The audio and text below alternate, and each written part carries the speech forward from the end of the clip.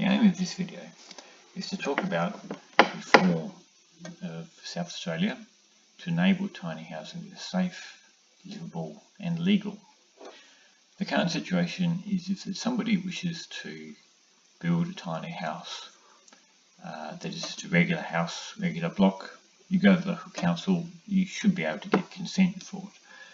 But if it's a tiny house on wheels or a tiny house that may share a block of land with an existing house, or a tiny house on a frame that might be sharing, often the rules are less clear.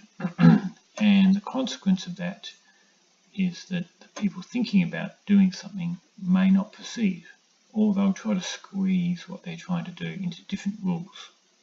Each case is different. Now, local councils, and this is my local council, they have existing rules which they need to work with. And if the outcome of that situation is not to your liking, it can go to the court. But the court often has the same rules they're applying with. And this is the current situation. Now, to move to a future situation where there's clarity of rules requires discussion with reform proposals. Now, South Australia, currently being led by Deputy, are going through a process of reforming the South Australian planning and development system. This is South Australian wide. It's a big reform.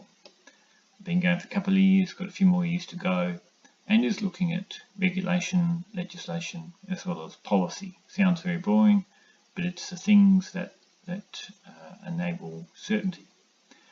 Now, the Tiny House Association is participating in this, and the people doing this kind of work, yes, many of them work for councils, but until the legislation and the policy actually changes, often if you go to the council, it's the same rules that apply.